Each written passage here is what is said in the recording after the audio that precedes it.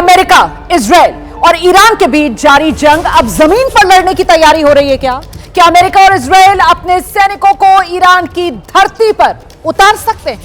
अगर ऐसा होता है तो फिर इसका अंजाम क्या होगा? इन तमाम सवालों के पीछे है अमेरिका और इजराइल का वो प्लान जिसे दोनों देश जल्द अंजाम देने की फिराक में हैं।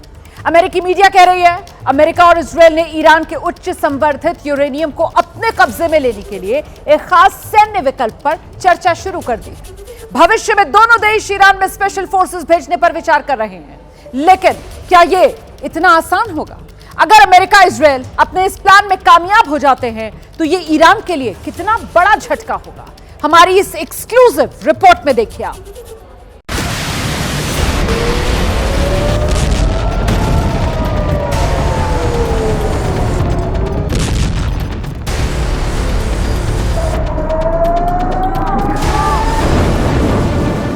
क्या ये जंग और विनाशकारी होने वाली है?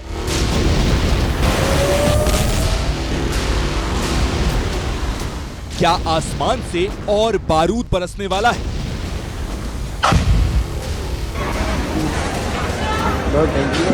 क्या मिसाइलों की ये गर्जना और डराने वाली है?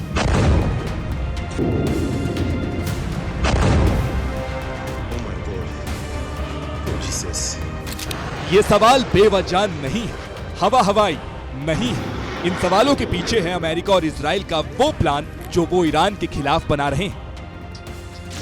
अमेरिकी मीडिया के हवाले से बड़ी खबर सामने आई है। बताया जा रहा है कि अमेरिका और इजराइल ने ईरान के उच्च संवर्धित यूरेनियम को अपने कब्जे में करने के लिए एक खास सैन्य विकल्प पर चर्चा शुरू कर दी है। भविष्य में दोनों देश ईरान में स्पेशल फोर्स भेजने पर विचार कर सकते हैं। इस मिशन का मकसद ईरान के पास मौजूद करीब 450 किलोग्राम यानी 60% संवर्धित यूरेनियम को अपने कब्जे में लेना होगा।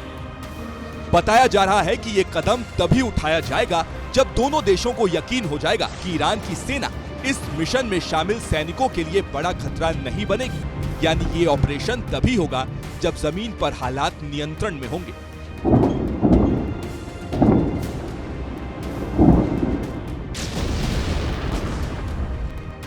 इस मिशन के लिए दो संभावनाओं पर चर्चा हुई है। पहला विकल्प ये कि यूरेनियम को पूरी तरह ईरान से बाहर निकाल दिया जाए।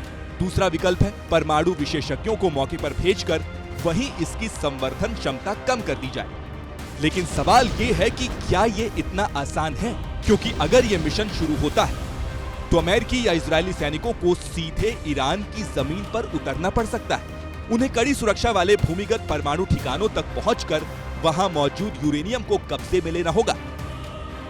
जो उनके इनरिच यूरेनियम है वो मात्र 425 किलोग्राम के आसपास में है, जिसकी गुणवत्ता जो उसको किया गया 60% है। उसका पिन पॉइंट लोकेशंस इनके पास, यदि इतनी अच्छी इंटेलिजेंस है या अंदर के लोग मिले हों वो बता पाएँ कि यह जगह, या उनको बांट करके नहीं रखा गया है, इन जगहों पे वो एक साइमल्टेनियस अटैक करें और ज़मीन में उतर करके फिर, क्योंकि रिस्क बहुत हाई है। इजराइल ने एक रेड ऑफ एंटेबे किया था। रेड ऑफ एंटेबे बहुत फेमस है, जिसमें वो जा करके युगांडा के अंदर में अपने रेस्क्यू ऑपरेशंस किए। मगर यहाँ पर आपको ज़मीनी लड़ाई लड़नी पड़ेगी। संभावना है इस मिशन में स्पेशल फोर्स के साथ परमाणु वैज्ञानिक भी शामिल हो। इनमें अंतर्राष्ट्रीय परमाणु ऊर्जा एजेंसी यानी IAEA के विशेषज्ञ भी हो सकते हैं। जमीन पर बड़े पैमाने पर सेना भेजने की कोई योजना नहीं है। यह किसी बड़े युद्ध जैसा अभियान नहीं होगा, बल्कि छोटे और बेहद सटीक स्पेशल ऑपरेशन मिशन होंगे। हालांकि अभी यह तय नहीं है कि यह ऑपरेशन अमेरिका करेगा, इजराइल करेगा या दोनों मिलकर इसे अंजाम देंगे। अब सवाल यह है, अगर ये मिशन होता है, अमेरिका और इजराइल इसमें कामयाब होते हैं, तो ये ईरान के लिए कितना बड़ा झटका होगा? देखिए, ईरान के लिए यदि उनकी 1 इंच भी ज़मीन वो ले लेते हैं ज़मीन के ऊपर में, और वो बहुत ट्राई कर रहे हैं, क्योंकि ईरान के अंदर में केवल ऐसा नहीं है कि सियाहों का ही है, उसके अंदर बहुत फैक्शंस है। कुर्द का इलाका है, वहाँ अजरी लोग भी हैं। यदि वो पूरे के पूरे सत्ता के बरखिलाफ आ जाते हैं तो एक तरह का ये पॉसिबिलिटी है, और वेरी हाई पॉसिबिलिटी है, क्योंकि कहीं भी फेल होता है तो वो ट्राई करेगा कि इन चीज़ों को कर करके उनके ऊपर प्रेशर डाले। मगर इसके अंदर बहुत बड़ा क्वेश्चन मार्क है कि ईरान की फौज ज़मीन के ऊपर में यह क्या करने देगी। यदि वो मरने मारने की बात करते हैं, शहादत की बात करते हैं, तो बहुत डिफिकल्ट होगा। हालांकि पीछे हटने को ईरान भी तैयार नहीं है। राष्ट्रपति मसूद पजेश्कियान ने एक बार फिर साफ किया है, वो अमेरिका और इजराइल के सामने सरेंडर नहीं करेंगे। जो लोग ईरान पर हमला कर रहे हैं, हम उनके खिलाफ मजबूती से खड़े हैं। ईरान पूरी ताकत से जवाबी कार्रवाई करेगा। हम अपनी मातृभूमि ईरान का एक भी इंच कब्जा नहीं होने देंगे। ईरान अपने पड़ोसी देशों के साथ अच्छा संबंध चाहता है। दुश्मन हमारे बीच मतभेद पैदा करने की कोशिश कर रहे हैं। ईरान पर अगर कोई दूसरा देश हमला करता है तो जवाब देना ईरान की मजबूरी है, लेकिन इसका मतलब ये नहीं कि हमारा उस देश के साथ विवाद है। मातृभूमि की रक्षा के लिए ईरानी लोगों को सड़क पर उतरना चाहिए। भारत में खामनेई के प्रतिनिधि डॉक्टर अब्दुल माजिद हकीम इलाही ने भी एबीपी न्यूज से बातचीत में कहा, तेहरान लंबी लड़ाई के लिए तैयार है। We are ready to continue to defend ourselves and we are ready to sacrifice for our land, for our dignity, for our humanity and for the justice. No one approved and there is no any evidence that Iran has nuclear weapons or is going to have it. There is no evidence for that. Everyone knows. मतलब साफ है, America और Israel रुकने वाले नहीं हैं और Iran झुकने वाला नहीं है। ऐसे में ये लड़ाई लंबी खिंचनी तय है। तो अमेरिका, इजराइल और ईरान के बीच चल रहे महायुद्ध को आज 9 दिन हो गए, लेकिन अब तक इस युद्ध का कोई नतीजा नहीं निकला है। ऐसे में सवाल पूछा जा रहा है, अगर ये युद्ध और लंबा खिंचा तो दुनिया पर इसका क्या साइड इफेक्ट पड़ सकता है। चिंता सबसे ज्यादा तेल को लेकर हो रही है। स्ट्रेट ऑफ हॉर्मुज के ब्लॉक होने से, जिसके पहले से महंगे होने के आसार थे तेल के, अब वो तेल और ज्यादा उछाल मार रहा है। अब अमेरिका और इजराइल ने अपनी मिसाइलों को ईरान के तेल डिपो की तरफ मोड़ दिया है। इसके बाद जो तस्वीर तेहरान से सामने आ रही है वो तो बेहद डराने वाली है।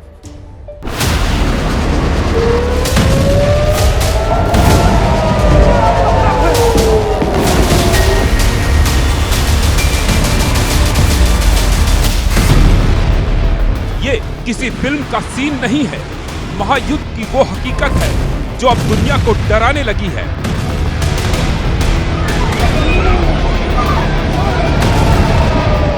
आसमान छूती आग की लाल लपटें और काला धुआं साबित कर रहा है ये युद्ध कितना खतरनाक होता जा रहा है।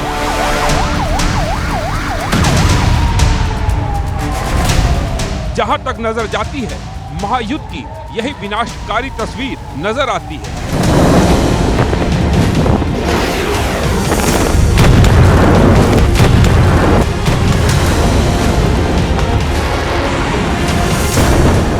जैसे जैसे दिन बीत रहा है, अमेरिका, इजराइल और ईरान के बीच छिड़ा महायुद्ध और विकराल और विध्वंसक और हाहाकारी होता जा रहा है।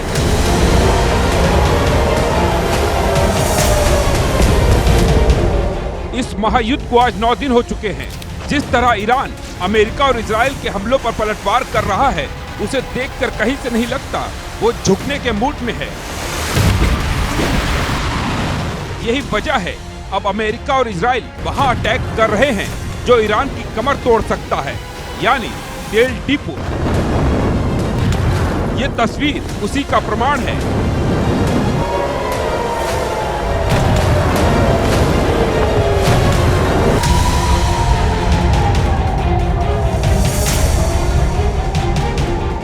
यह आग ईरान की राजधानी तेहरान के तेल डिपो में लगी है। अमेरिका और इजराइल ने ईरान की तेल रिफाइनरी पर ताबड़तोड़ बारूदी बौछार की है। बताया जा रहा है इन हमलों में ईरान के 3 तेल के कुएं बर्बाद हो गए।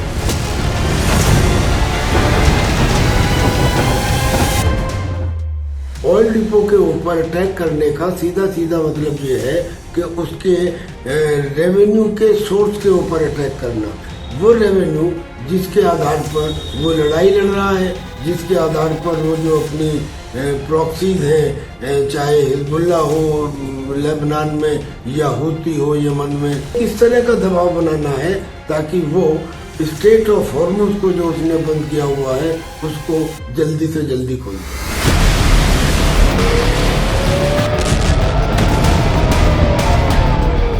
ईरान के तेल डिपो पर इजरायली हमले में 4 लोगों की मौत की भी खबर है। ईरान के तेल भंडारण ठिकानों पर किए गए हमलों में 4 टैंकर चालकों की मौत हो गई। बताया जा रहा है इजराइल के हमलों में तेहरान और अलबोर्ड प्रांत में स्थित 4 तेल भंडारण सुविधाओं और एक तेल ट्रांसफर केंद्र को निशाना बनाया गया। हमलों के बाद कई जगह आग लग गई। ईरान की राजधानी तेहरान में तेल भंडारण ठिकानों पर हमलों के बाद फैला तेल शहर की नालियों में पहुंच गया, जिससे सड़कों के किनारे आग की नदी जैसी स्थिति बन गई। लेकिन सवाल ये है, अमेरिका और इजराइल ईरान के तेल डिपो को निशाना क्यों बना रहे हैं? क्या वो ईरान के पलटवार से घबरा गए हैं और अब उसकी कमर तोड़ने की तैयारी कर रहे हैं? इजराइल और अमेरिका के द्वारा हमलों से डेफिनेटली ईरान को काफ़ी फ़र्क पड़ेगा और जो तेल की रिफाइनरीज पर हमला हुआ है, एक जिसका साइकोलॉजिकल इफेक्ट पड़ेगा, उनकी लड़ाई लड़ने की क्षमता पर असर पड़ेगा और साथ साथ में एक इकॉनमी पर भी असर पड़ेगा। एक पॉल्यूशन काफ़ी हो जाएगा, एक कुछ सिविलियन कैजुअलिटीज़ भी काफ़ी हो रही हैं जैसी रिपोर्ट की जा रही है।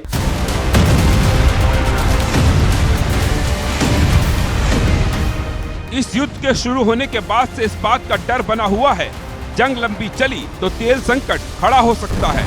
लेकिन अब तो अमेरिका और इजराइल सीधा ईरान के तेल डिपो पर ही अटैक कर रहे हैं।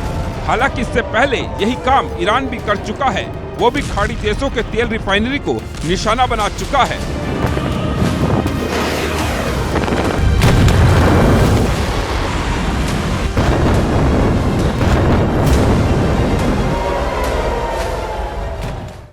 देखिए, दुनिया की कुल तेल सप्लाई में मध्य पूर्व की हिस्सेदारी लगभग 8% है। 2000 से 2023 के बीच तेल सप्लाई में लगभग 70% की वृद्धि हुई। 2023 में मध्य पूर्व का कुल क्रूड ऑयल उत्पादन 10 अरब बैरल पहुंचा। मध्य पूर्व अपने उत्पादन का करीब 58.6% कच्चा तेल निर्यात कर देता है। 2000 से लेकर 2023 के बीच तेल उत्पादों के निर्यात में 68% की वृद्धि हुई।